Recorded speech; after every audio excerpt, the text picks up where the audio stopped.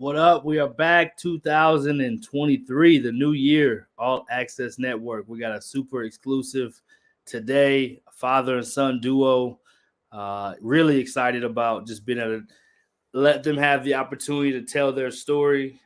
I'm on the road myself, so you see a little different background maybe than normal, but we're making it all work in 2023 and excited to do it. So without further ado, we have the number one player in the nation, Trey Johnson, and his father, Richard, in the building. What up, fellas? What's up? Hey, what's going on? How we living out there, 2023? Good. I'm doing good, blessed. Good. So the first question of the day is, most people don't know Coach Johnson's background in playing, so we're gonna get to that. But have we played that one-on-one matchup this year yet? No. Nah, I think I'm done. I'm done. So you're retiring undefeated, because the word on the street is he hasn't beat you yet. Those are facts. Trey, now when's the last time you played? Like ninth grade or something, or did you play semi-recently? No, I played like in 5th grade. That was probably the last time I found 5th grade, I think. Okay, so Dad was smart. He knew once you would start to get taller, he's like, we're not playing this game no more. I got to keep my record. Yeah. Right. So, Dad, for those that don't know, you played at Baylor, grew up in Garland, played in some great basketball times in Garland. There were some real hoopers coming out of Garland. Then went on to play at Baylor and then finished your career at Midwestern State. Won some championships over there. And obviously, basketball was a thing. And then I got to link up with you back in the day when I was in Dallas. We played some summer league together. We might have won a championship ourselves. I don't remember. Your memory's a little better than mine, so I'm gonna have to ask you at the end. But tell a little bit about the vision for. Obviously, you're at Lake Highlands. You get to coach your son. He's now the number one player in the nation. What was kind of your vision as father? And then Trey, after he says his side of the story, what's it been like playing for your father and being led, kind of every step of the way in this journey? Dad, you go first. Well, ever since a kid, me and Trey always I coached him growing up, Pee Wee, AAU basketball a lot. And we always had the plan of being father and son, at the same school coaching or whatever. So when he was younger, I was at Conrad High School coaching girls in Dallas. And so he used to come up, work out, he used to practice against my girls sometime or whatever. But that was our, that's where the foundation was basically built when I was at Conrad those 9 years.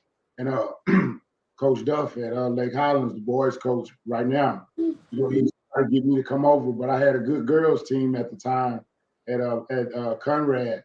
So I was like, nah, coach, I couldn't come yet. And then Trey was younger also. So when Trey was going to the 8th grade, a position came open again, and Coach Duff called me up and asked me about it. And I was like, well, let me think about it or whatever. And I was applying for a job at the time and everything. Also, I was applying for the South Garland job because Parker had just left. Yeah. They ended up not getting a job. So I called Coach Duff back, and I go over and I became his assistant. And I had a good background with Coach Duff. We knew each other from 2003 to 2005 at Bryan Adams. We used to teach together. He was coaching the boys at Bryan Adams, and I was helping with the girls. So, we had always, he always talked that he wanted me to have me on his staff one day if he got a job. Because we had a good relationship or whatever. So I ended up going to Lake Highlands when Trey was in the 8th grade. And then he came over as a freshman, and it just took off from there. The rest is history. Trey, that was the vision. What was your vision when you were like, man, I want to play for Dad. I want to do the father-son duo. What was your vision with that? I just knew it always had benefits for me, and it was always going to benefit me in the best way. Just having somebody on the bench that knows your game the best, so they're going to see things on the court that you don't see, and then they're going to see opportunities where you could have did something better or got a better shot or create yourself and get an open shot. Yeah, tell me about growing up playing for Dad. What was that like? Did you always love it? Was there those frustrating moments? Obviously, not only just playing for him, but just the skill development part. There's a lot of unseen hours that I think goes without being said, but we're going to say it anyway. That a lot of unseen hours, not only put in by you, but put in by father and son. So what has that part been like? And Has it always been smooth, and is that kind of how you envision that part too? Nah, it's a lot. It's a lot of frustrating moments, but that's just kind of usual. You being around somebody for so long, and just every day you around them working out, everything is gonna always be frustrating, rough moments. But just working through those moments, and just knowing that at the end of the day, he's always trying to push me to make me better and get me better. So it's really just all love.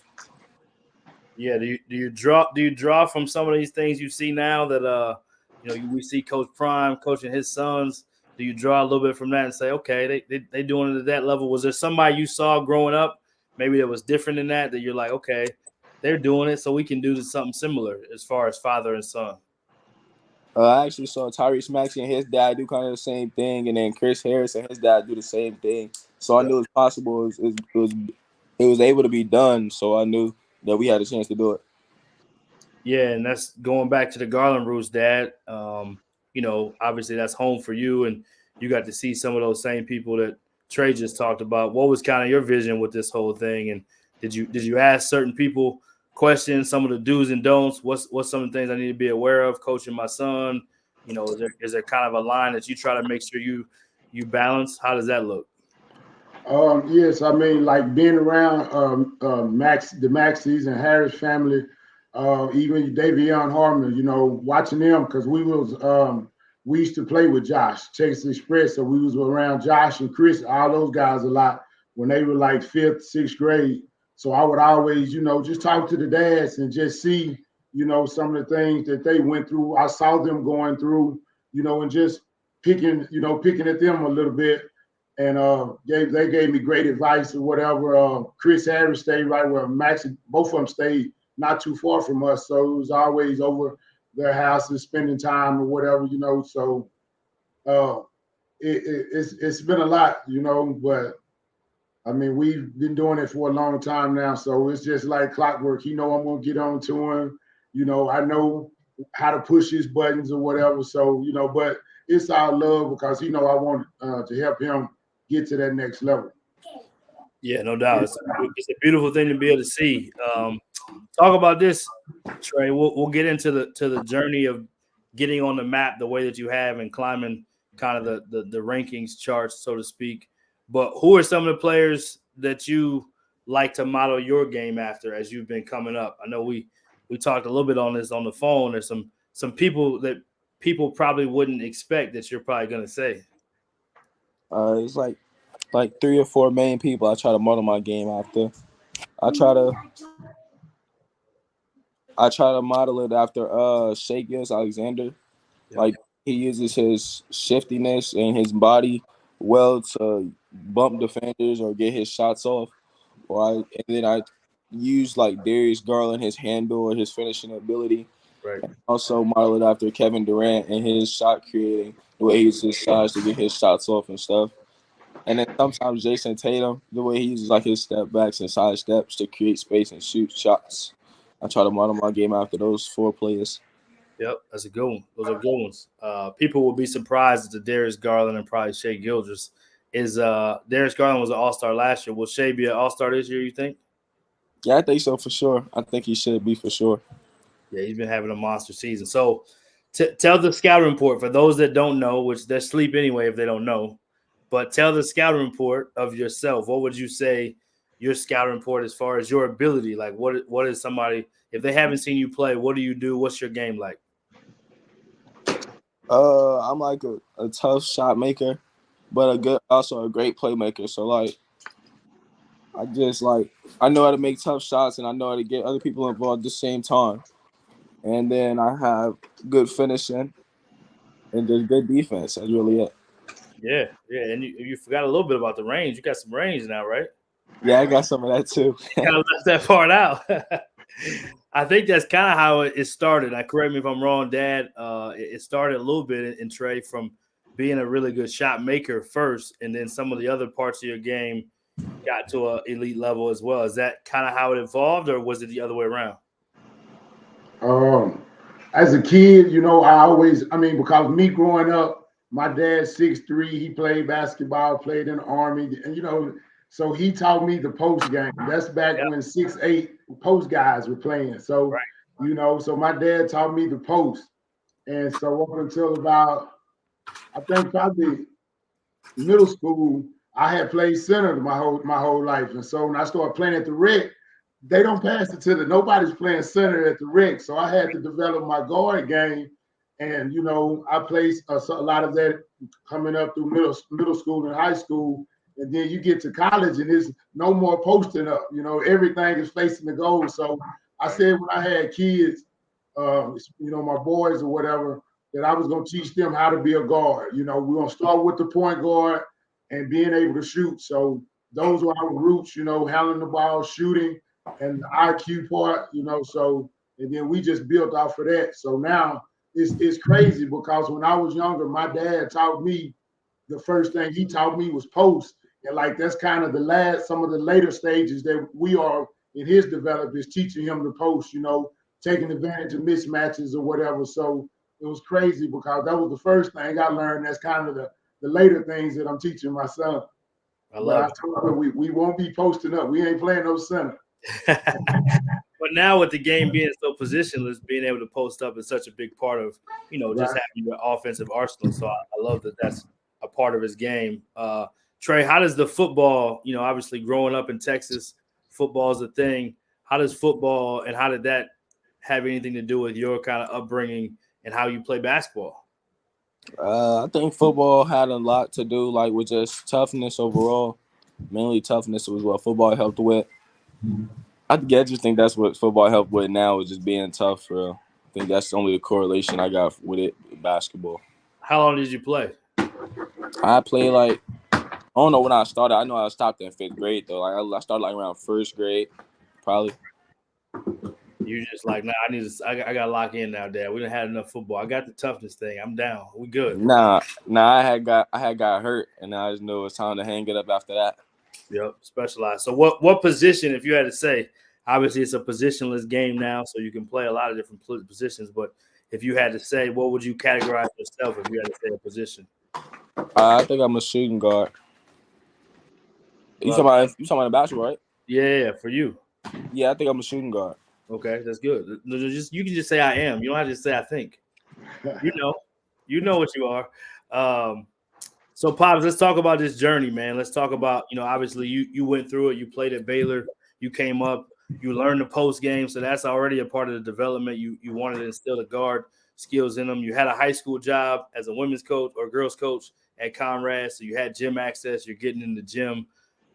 Did you foresee being able to put your son in a position where he's now, obviously the work is the work, but to be able to be number one in the country? Was that a part of the plan? Has this exceeded the plan? Tell me a little bit about that. Because I know yourself, when you played, you were ranked, but maybe you didn't have some of those same things. So maybe you used some of your experience to pay it forward to your son. Right. Well, from, knowing it when he was born, I mean, my wife, her side of the family, the size that he was going to be able to have height coming from both sides of the family. So, just having a son is having that size. So, it was always wanted to be taught, understanding the game and having a feel for the game. And as he grew and got better with it, it was kind of like, and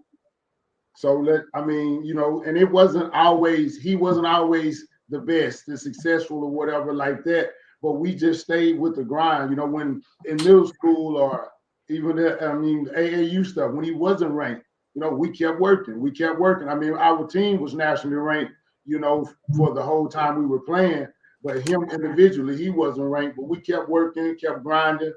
Then as he began to grow and, become more, fill out a little bit more, and then we kind of I saw him start being like more dominant in games. It wasn't like you see flashes here. He became like a little bit more dominant.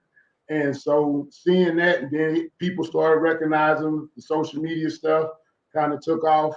And then, we started playing. He got out of high school playing on varsity. And I was like, didn't know. I say he probably averaged 10 or 12 or something like that. First varsity game as a freshman, he goes out and have 30 points. And it's like, man. And so, then that spring and summer came, he went to a Pangos camp and did real good. And that got his name out. And then, from the AAU and everything, that kind of took off. And so, then the ranking come out. So, I would say he'd probably be top 25, something like that. And then a guy called me and was like, well, Trey's going to be number 4. And I'm like, man, I wasn't ready for it. I didn't think that would probably happen to his junior, senior year. And, for that to happen so early, and I'm like, man, I was excited, but I knew it was going to put a lot of pressure on us, That's just me, not Trey, you know what I'm saying? I was like, I was going to put a lot of pressure and a target on your back. But Trey never, let it bother him, man. He just kept working, kept grinding. And, that's the same thing for us. We're not going to relax, take it off because of the ranking and all of that. We're going to keep doing what got us here and, stay prayed up, man, and just, following our dream. Yeah, I love that. I love that. Trey, what would you say? So those that haven't seen you play, which again, they're sleep if they haven't seen you play, just hit YouTube. You know what I mean? Go ahead and watch my young man play. He's doing big things. But you have a very competitive spirit, but you have a very calm demeanor when you play. Very smooth approach, kind of an unaffected. Don't get too high, don't get too low. You're kind of always in your own. I don't know if you call it your own mama mentality. I don't know what kind of you categorize your mentality as, but where does that come from? And then where does the faith for you come in, your faith walk? Where does that come in into handling all this pressure and expectations and notoriety? Faith, it really just comes from all the work and stuff I put in the gym. And I just rely on my work. If I know I put in the work, all the other stuff, people coming after me, trying to give me their best game or whatever, really shouldn't faze me. If I'm putting in the work I say I put in, yeah, I just think about all the work I put in as for my faith. What was your other question before that one? Just your demeanor on the floor when you play. Like, how do you describe it? Do you have a certain mode you get into before you play, or is it just automatic when you step in between the lines? Because it seems like you're very unaffected yet very intense when you're out there. I just think it's kind of automatic, something I just picked up over time. When I was younger, I used to always get in my emotions quickly and easily during the game, and that could always throw me off. So then over time, I just worked on it and gotten better at it. And I know if I just keep a level head, I'll be okay and I'll be solid no matter what the outcome is. If I'm not able to hit shots at the beginning of the game, or if I'm not able to do something I want to do or something like that, as long as I just keep a steady mind and just keep going, I know I should be okay as the game goes along.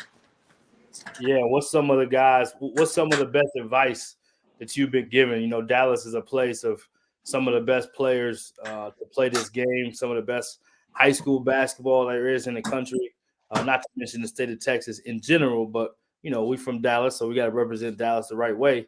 Has there been anybody that's giving you some great advice, whether it's a former player that played that's a little bit older, whether it's another coach that just has really stuck with you along the way? Just keep your head down and keep grinding is one piece of advice that I've been given, just to keep grinding and keep working no matter what.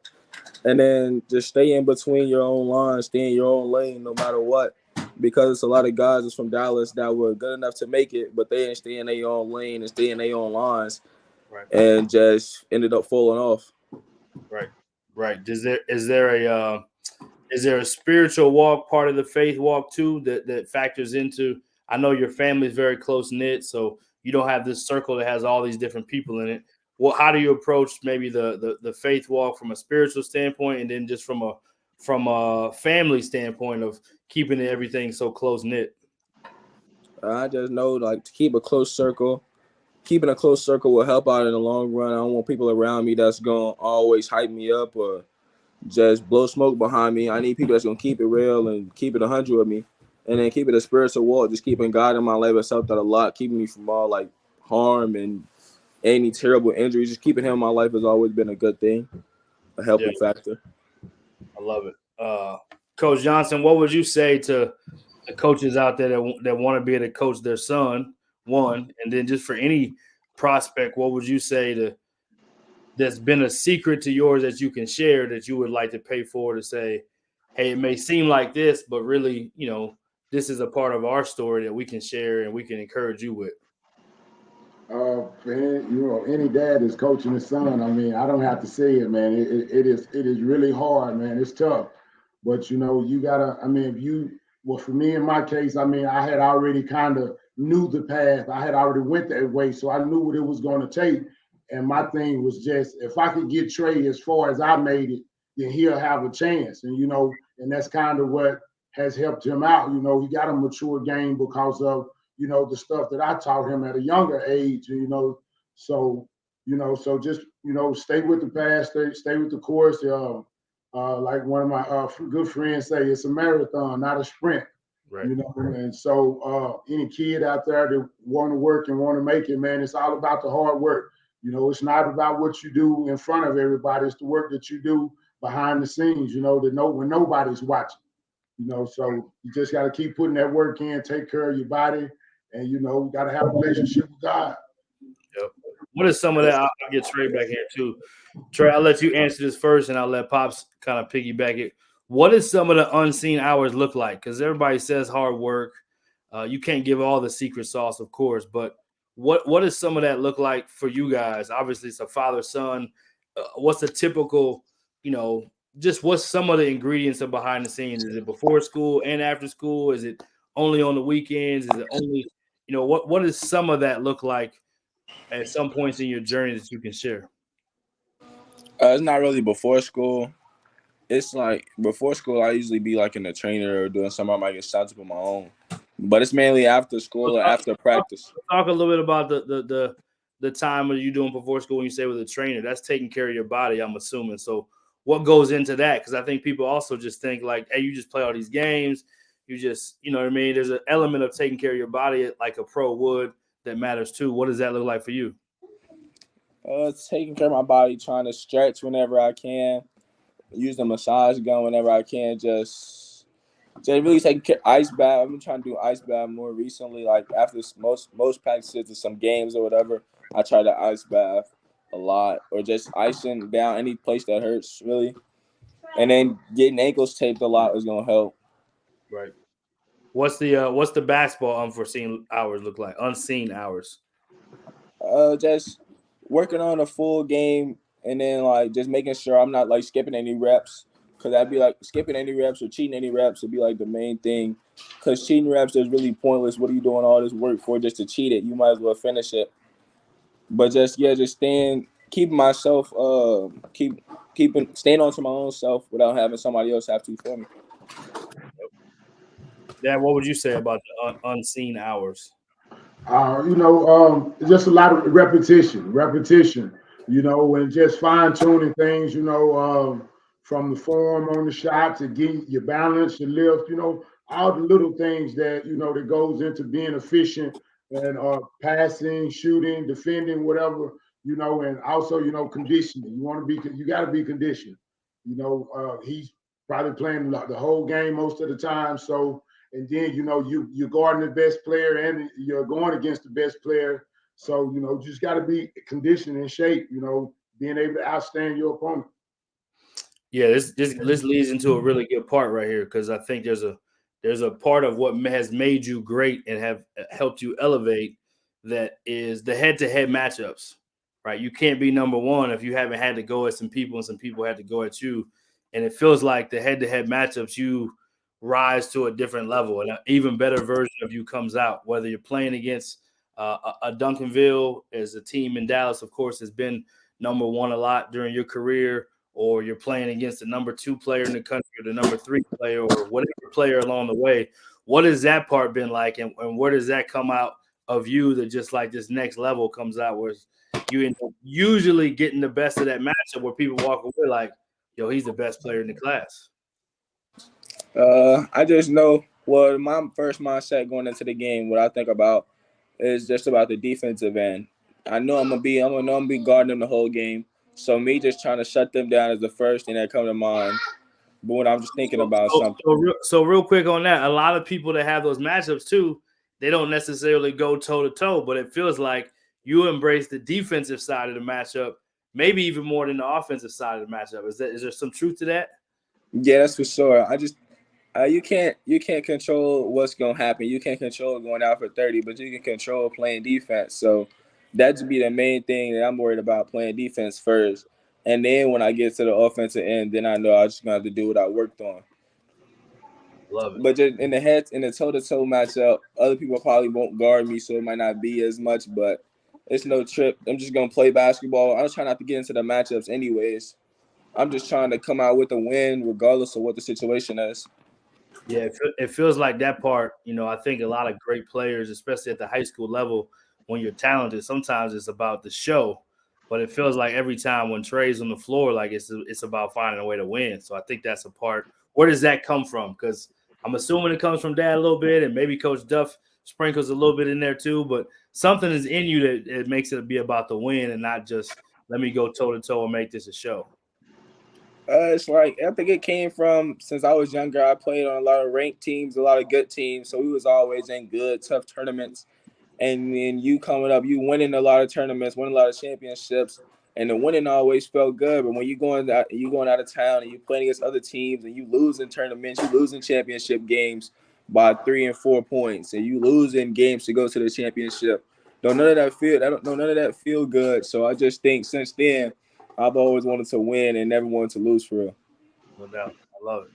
Dad, what would you say about what you've been able to be walked away impressed with? You talked a little bit about the rankings and how it kind of happened a little bit faster than what you thought. What have you been impressed with was your son's game, especially in those toe-to-toe matchups? I mean, the last 2 years, he's really taken a lot of pride in his on ball defense and his intensity. I mean, offensively, it ain't nothing he can't do. I mean, I've seen him do everything offensively, as far as, scoring the ball, doing stuff with the ball. So I know that that's in him. Every night is not his night, but I know that's in him. But, the pride he's taking on the defensive side is like, it's just crazy. And it's like, and it translates to the next level, what we're trying to get to. So I just really enjoy seeing him taking pride in that. And, just his maturity and how he has handled all of this has been great. This has been a lot for him to handle, and he's just taking it in stride and keep being successful with it. So, I'm just proud of him. Trey, do you think it's more the offensive side or the defensive side that makes makes Dad not want to play one-on-one with you no more? Which one you think it is? The defensive side for sure. He don't want to get clamped down. Huh? He don't want that. It gotta be like we gonna have to play unlimited dribbles for him to get like maybe a good shot off or something. I love it. Have you seen film of Dad back in the day? Have you taken some notes from that and been like, okay, Dad, I see what you was trying to teach me here. You was doing it back then. Yeah, I seen some film of stuff he teach me a lot of. That's what's up. So then you take it like, yeah, this is my dad move right here. I'm gonna go ahead and go old school on you. I be trying it sometimes. What so the clutch factor, the big shot, big game, is there something in your mind that you kind of go to a place, or does it just feel like because you put so much work in, it just feels natural? Or when you're working out, are you visualizing those moments? Or tell us a little bit about that part, because it's one thing to be a good player, but to make the big plays on the big stage in the big game, that's also a big part of what people have evaluated within. Hey, this translates, and this is why this guy's at the top of this class, not somewhere in the middle. I used to when I used to work out. I used to think every shot was like a game winner and practice it like that. But then I just got away from it. I was just like make every rep my hardest rep, and then whenever I'm in a big game situation or big moment, it's really just I try to think about the moment as just another shot. I still have games to play after, but I just know to go back to the work I've done in the past, and if I ain't never achieved my work, then nothing go wrong now. All right, so I'm gonna step out real quick. We're gonna get a funny story in. We're gonna get a little bit of recruiting conversation and goals for this year. But I'm gonna step out real quick. I'm gonna let Dad ask Son a question. Son ask Dad a question, and then I'm gonna jump back in. So I'm gonna let Dad go first and take the reins.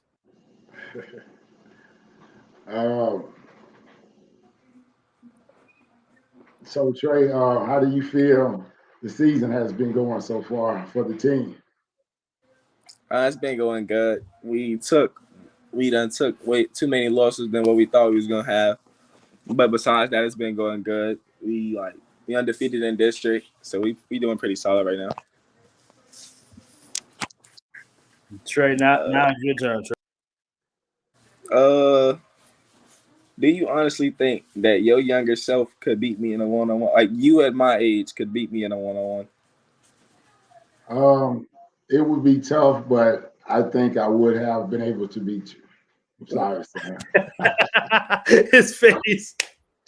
I think we need to dive a little more into that. You got another follow-up question? Like, how do you think you're gonna be able to do that? Yeah.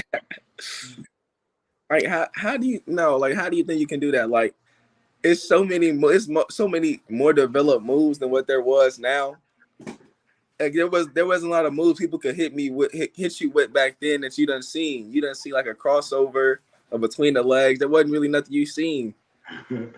So how do you think? I mean, I was a pretty good on-ball defender as well. So, I think our defense was going to cancel us out, and I think my offense was better than your offense. So that was going to be the difference. My post game was better than yours. That's gonna be the difference. So the jump shot is gonna even out, the drive is even out, but the post game, he's saying that's what he was gonna get you. It can't be. So that's not possible. He's like, Dad, you seen my work? What you talking about? Oh man, is there a special feeling when you guys win games and win some of these big games and do some of the things you've been able to do to put Lake Highlands on the map? And Coach Duffield has done a great job as the head coach there, former Plano East Panther. I went to Plano East, so that's how I met your dad. We actually all played together, but that's another story for another interview. But is there some moments where you can look back and say, man, this was really cool, and you look over and your dad is there, your son is playing? What is that part like? Because I think there's not enough celebration of that part of it, the story of you guys within this program that's really cool as well. You want to go ahead, Trey? No, I was just gonna say that sometimes I think it's really cool, like that when you look at the bench, everybody that's on the bench, Coach Duff done has something involved. Like one of our assistant Coach Duff used to coach him. With two of the assistant coaches, actually all three of them, Coach Duff done coached all three of them, and then my dad coached alongside Coach Duff. And it's just kind of cool to see how he got people on the bench that he's been knowing for a very long time. Yeah. And then what is it like for you, Trey, to see your dad not only working with you, but working with other guys and helping them elevate their game? Because obviously your dad's good at what he does. That's part of the product that you are. So what is that like seeing your teammates like, yo, he's – I think it was a funny story. I don't know if y'all saw Tyrese Halliburton's dad the other day. He was telling Buddy Hill, like, I don't need you to dribble. Just shoot. So, you got your dad on the bench actually giving some of that knowledge that's actually really helping the team. What is that part like? I think the guys on the team actually respect him and listen to him, listen to any advice that he gives them because of the work he done put in with me. They see the after hours and the work he put in with me and see how good I am now. So they listen to the advice he gives them and they give him a utmost respect overall. Yeah, Dad, I'll pass it to you now. What's it like for you being a part of this kind of Lake Highlands family that Coach Duffield's building and having been able to coach your son kind of as you envision? Man, it's been great. I remember we were in COVID or whatever, and Trey's freshman year, we only had like half the school was there. And Coach used to always talk about Trey not getting that high school experience, the real high school experience. So then his sophomore year rolled around, and then we had the crowds with the Richardson game and everything. And it's been great. It's been great being at Lake Highlands because he's getting that experience, and it's kind of like how it was when we were in high school. I know I was at Garland High. We had some great credit. The Garland South Garland game was always packed, just like the Richardson Lake Highlands games. And I'm pretty sure, in Plano, y'all Plano East games were packed, So it's been a blessing to, for everybody to be back at school and Trey to get that experience, that real high school basketball. People look at his games on YouTube or whatever, and they they see how serious it is at the games, and it's always great for kids to experience that. Yeah, has it been hard, Trey, to stay in a traditional high school setting when so many guys that are rated high and highly regarded are playing in, this prep school or this post grad or this special school or whatever the case may be? Has that been a challenge, or is it more so just knowing that you want to kind of finish what you started? What has that part been like for you?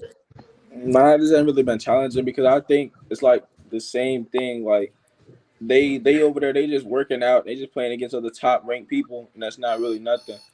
I just know if I put my work in and I put my hard work in, then I should be just fine no matter what. See, that's your alarm to go back to the gym, man. This interview is going too long. You're like, man, coach, I gotta get back in the gym. What are we doing here? So we'll tell a couple of funny stories, talk a little bit about the goals in recruiting, and then we'll let you guys roll. So we'll go funny story with Trey first. I heard there was a COVID story about working out outside. So tell me a little bit about that story. There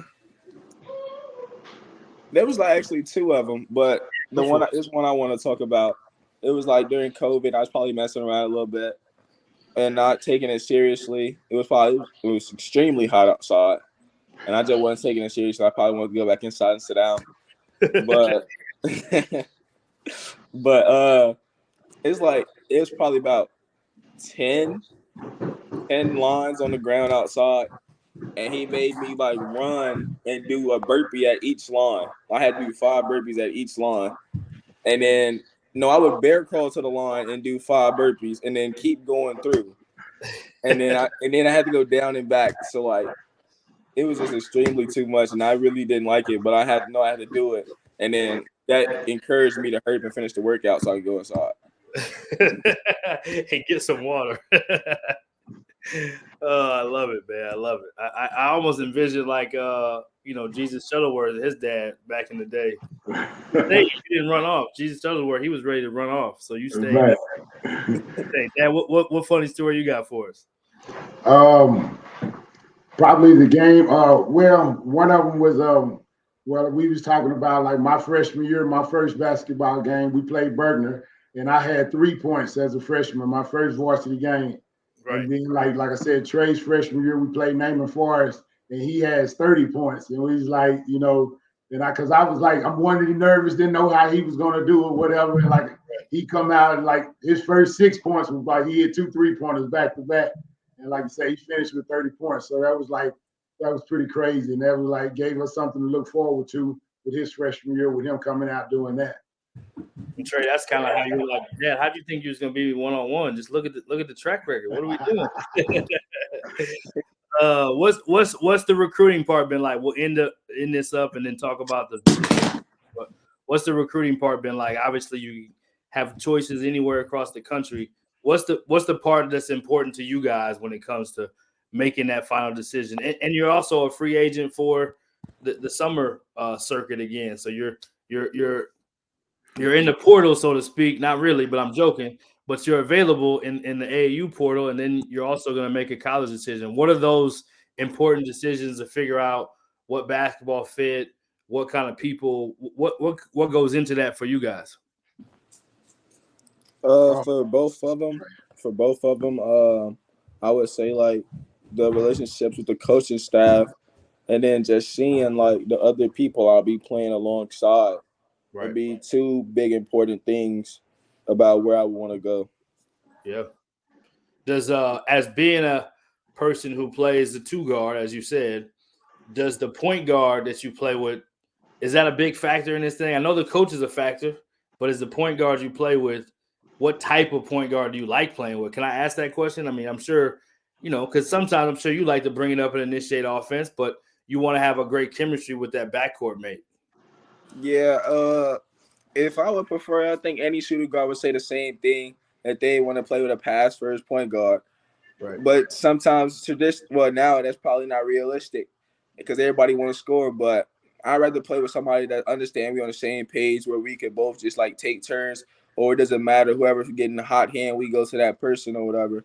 So just knowing that somebody not just trying to outplay me or outdo me every night. Right. Well said. Dad? Same thing. I mean, as far as, the college, we're both of them, college and AAU. We're just looking for a good fit, good relationship with the coaches. We're all on the same page. Style of play, we like to get up and down, D up or whatever, pick and roll, kind of spread the floor, NBA action type, read, react or whatever, so, that's what we like to play in, so those styles of fits, and like going into the AAU, this is his last spring or summer. So, we want to make sure that that we make the right choice and decision on that. And even with the colleges or whatever, just having a good relationship, talking to some of the players that are there, and seeing how they feel, and trying to get their idea on the coaches and everything, the coaching staff, because even with my situation, I ended up transferring my sophomore year. And so, just don't want to, I made the mistake so Trey don't have to go through it. So, as much as I can do to help out, if we can find out about the programs, that's what we're going to do, because we want to make the right decision. Yeah, absolutely. What things would you say, Trey, that you love about this year's team, and what's kind of the goal and the vision that you want to accomplish with this Lake Highlands team? Obviously, you played the preseason and you played on this national stage and national schedule and helped put Lake Highlands on the map, not only this year, but years prior. But what's kind of the vision for you as you close the next couple chapters in the last 2 seasons at Lake Highlands, what you want to accomplish there? And what do you love about this team and that program? One of my favorite things about this year's team is like the chemistry and the team bonding. Like when I first came to Lake Highlands my freshman year, when my dad first got the job when I was in 8th grade, his freshman team, those are the same guys I'm playing on the varsity team with. Those are the same guys I'm playing around. So like just building with them when I was in 8th grade, and it's kind of the same things now. And then just like we don't have any type of new players, anything. So it's really like everybody knows each other, and then it's just easy team bonding and easy getting along with everybody else. Yeah, well said. What's the vision? What do you want to accomplish with this whole thing, man? We want to win state for sure. That's probably the main vision. And then we want to win we want to win our district. That's something I don't think coaches ever done. I like it. Dad, I'm assuming yours is similar, but you may want to add something to it. Yeah, it's great. State championship is our number one goal. So we just want to keep that the main thing. And like Trey said, these seniors this year was my first year with my freshmen, because I'm the head freshman varsity assistant. So these guys right here are the guys that I kind of took under my belt as a freshman, and so it's gonna finish out with them on top. All right, so I got a couple fun questions in, and then we'll close it out. So, who is your starting 5? I know we had this conversation off air, but we'll go Dad's starting 5 first, because he's probably be a little older, and then we'll go your starting 5 next. And then I'm gonna ask you, who is your favorite player that you matched up against? If you had a game that sticks out in your mind, like, yo, this matchup was crazy. This was kind of like this. So I'm gonna ask you some of those questions. So, Dad, what's your starting 5? It can be a combination of NBA and high school. It can be all NBA. Whatever you got. All right, I'll probably be all NBA, so I won't put myself in the starting 5. The 6 Magic at the point, Jordan at the 2, Durant at the 3. Okay. Elijah Warren at the 5, and Kevin Garnett at the 4. Okay, Kevin Garnett over Dirk, even though you're Dallas. I like it. Okay. At class of 95. No doubt. Me and KD. KG. KG was a bad boy. Yes, what you got for us, Trey? You're off the grid for most people. Most people going commercial. You threw in the Darius Garland, Shea Gilgeous-Alexander earlier, which that means you're a real hooper. The real hoopers know the value. Other people, they're just like, who is that? My starting 5, I think I take Allen Iverson as my point guard, and then I take Steph Curry at the 2, Kevin Durant at the 3. Yeah, Kevin Durant at the 3. I take who would I have it? I probably take Embiid and Nikola Jokic at 4 and 5. Oh wow, let's go! You just changed. Just it don't even matter who plays what. They just both in there. It don't matter. They both in there. Both in there. You and Dad both got Durant. That's the only one that's in common. That's a good one. All right. What about your favorite either toe-to-toe matchup or game memory that you can think of you just kind of having a good competitive battle with somebody else? Who would you say, or what matchup would that have been along the way? Good toe-to-toe matchup was when we had to play Richardson last year at home. That was a good matchup, and at their place, those were 2 good matchups. Those are 2 real good matchups. Two big time matchups with featuring an Iowa State guard and also a Kentucky guard. So you get the chance to play against, or not Iowa State, excuse me, Arkansas, Alabama, Alabama. Griffin is at Alabama, and then our guy Casey Wallace is at Kentucky. So those guys were there. So what is it like in Dallas being able to play against these matchups all the time? Does it give you a more sense of confidence when you play against those guys? You're like, yo, if they're doing that, like I respect their game and I appreciate it, but like I can do that too. Yeah, it's kind of that too. At the same thing, just knowing that if other people from Dallas done made it, I know I have a chance to do the same thing. Right, no doubt. Follow that blueprint. Hey, can I tell a funny story about that game? Please.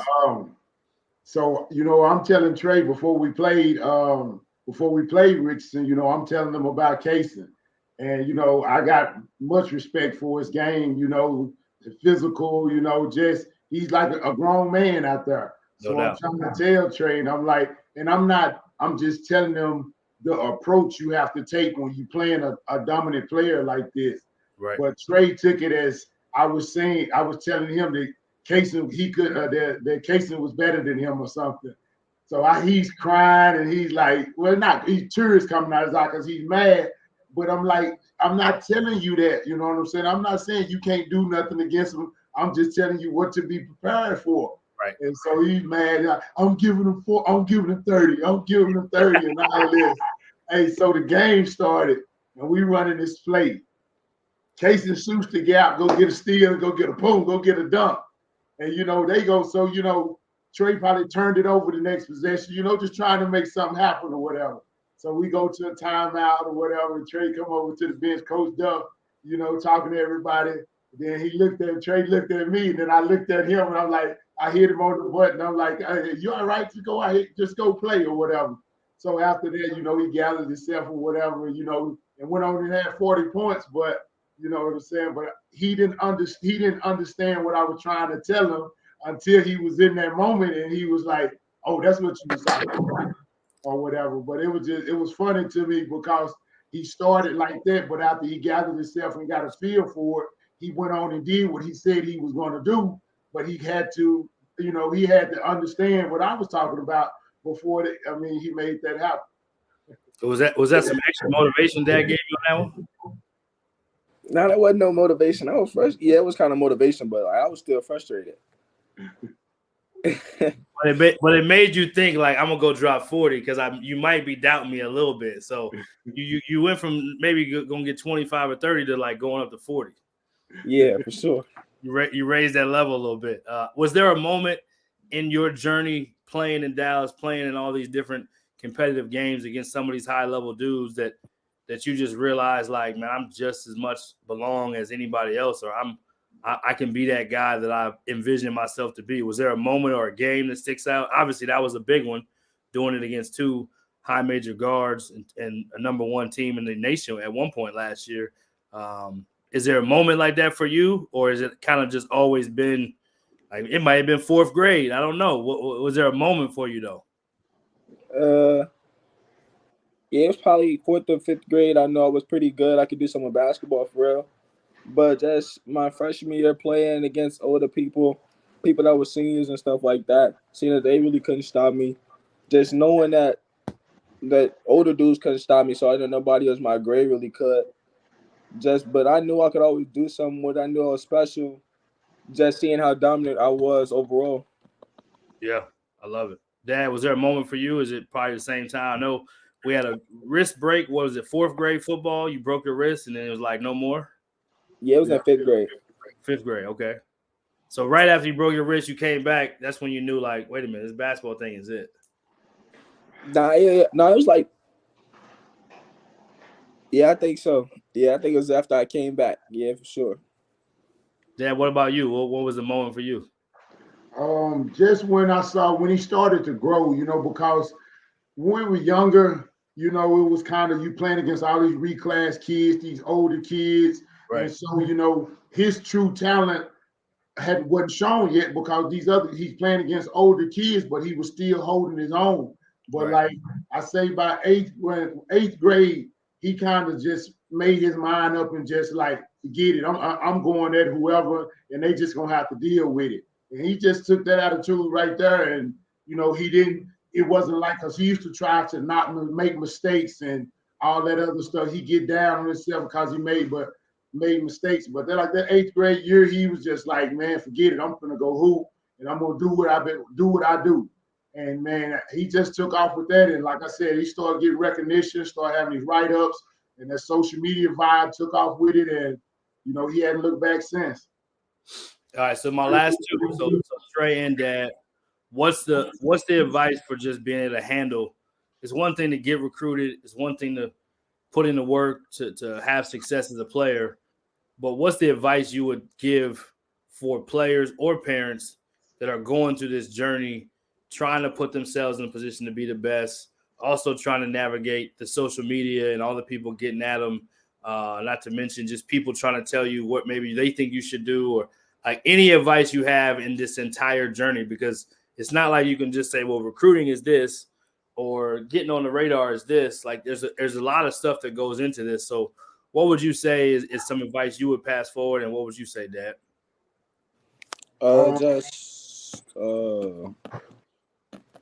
Just keep the main thing. Like, just keep working, keep grinding no matter what. Don't worry about really a ranking or whatever. Just make it to the NBA. If that's your main goal, then make that your main goal. Because don't nobody care about no ranking when you're in the NBA. There's a lot of dudes that wasn't ranked that's in the NBA thriving right now. But they're not gonna think that they're not gonna wish that they was ranked back in high school. They'd rather keep the same footwork, the same steps they took to make it to the NBA. They'd rather have that than being ranked number 1 in high school. So just keeping the main thing. Right. Whatever your main thing is, whether it's NBA, college, championship, whatever. What would you say, Dad?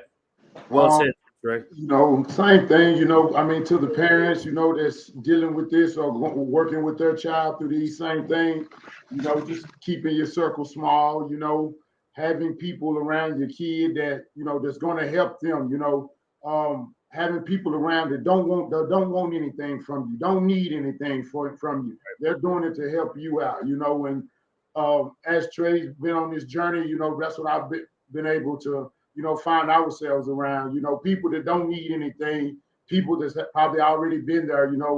4th grade, we was working with George Lynch, ex-NBA player, coaching at SMU, so then we went to Mo Williams. So we always been around, good people that already been there. So, that kind of, helped we build our foundation on that. So anybody talking about something less than what we were doing 4 or 5 years ago, then they're not helping us, that we're probably helping them out, So, just being around good people, talking to your kids, relationship, because like you say, it's a lot of people out here, the social media stuff, they get in your and it's a lot of crazy stuff. So, parents having a good relationship with your kids can open up, talk to you about those things. And, just putting that work in. It's that the work is undefeated. You got to put the work in, taking care of your body and all of your eating, your stretching, all those little things. And last but not least, you got to have a relationship with God. He's the one that blessed us with it. So, you got to give him the praise for it, because it can be easily taken away from you. And then what? You still got to come back to him anyway. Yeah, there's no substitute for the work. And yeah, the faith walk of it all is as important as any. I respect so much of what you guys have done. Obviously, I go back with Dad and Trey. I've been a fan since you was a young fella. Joe Duff was sending me texts. I think back when I was a college coach, like, I think we got one. And he happened to be right. You're all right. You're all right after all. But no, it's awesome to see what you guys have been able to accomplish as a father and son duo. And I think not enough Black fathers, I'll say it, are celebrated for how they are helping lead their young men through these situations, and you being able to coach them and have hands-on and be every part of the journey, I think has been amazing. So when it's all said and done, this next, let's just say this chapter of Dallas basketball, before you go to the next level, you can touch on the next level too if you want to, but when it's all said and done, what do you want people to say about Trey? What do you want people to say about you and what you left behind in your legacy? Just Just that I brought it every game. That I might have not had a good night, a good shooting night, but I always played defense and I played hard. That's all I really care about. Yep. And play to win. Yep, that too. Yep, that part. What about you, Dad? As far as him, or what do you mean? As far as what? Yeah, just the story. I mean, we got a story you guys are writing, and you had a vision, and I think there's a lot of power in having a vision for what you have for your son and yourself, and the role that you're able to play, and the relationship and the duo. So, just when it's all said and done, what would you like for people to say about how you did it as a father and how you guys did it as a duo? Me as a father, like I said, went through this path myself, so it was always on me to control the narrative as much as I could, control the narrative, not letting anybody else make decisions for us, and we didn't skip any steps. We always took the hard route. We always went the hard route, Trey may have didn't want to go that way, but me as a father, already going down that path, I knew that's where we was going to learn the most at, Right. I always kept him in uncomfortable situations. So, so what he's getting and what he's doing right now, believe it, he's earned that. He's earned it. Yep, absolutely. Absolutely. Well, any last words? We appreciate the time today, getting us behind the scenes, giving us the all access. Trey, we'll let Dad go first with last words. We'll let Trey go next, and then we'll wish you guys the best this season, and we'll be following to see how it all shakes out. No last words, man. I just want to say thank you for doing this interview. Hopefully one day we might be writing a book about it. I used to think about I can't think it's one of those old basketball movies where they had the camera following the kids at school. Oh yeah, or whatever. And I used to think about that Lake Highlands. I said Hoop Dreams was one back in the day. Yeah, that's what it was, Hoop Dreams. Because when Trey was younger, I made him look at it. We watched it because we read the book first, then we had watched it. But I just think about that. Maybe one day we're gonna be walking around in the hallways and people filming Trey. A day of Trey at school, sitting in class or whatever. But it's been a blessing, man. And watching our dreams come together. Even when we couldn't see it coming together, it was still coming together. So just thankful, and we just gonna continue the journey. Yeah, no doubt. And if you remember this, Coach, when you were at Bryan Adams and Joe Duffield, the AAU team, the first AAU team we had was Dallas Hoop Dreams because of that movie. I don't know if you remember that. And you coached with Joe. I don't know if you remember that. I'm going back on it. I remember vividly, a little bit. Yeah, I'm going back on it. What you got, Trey? I don't really have any last words, but I just like to thank you for the opportunity to tell my story or tell my side or whatever. Yeah, no doubt. No doubt. Well, and that being said, we will they know you know where to find them. If you don't, just hit the Google, follow Lake Highlands basketball. There's gonna be some great stuff to come. State championship is the goal.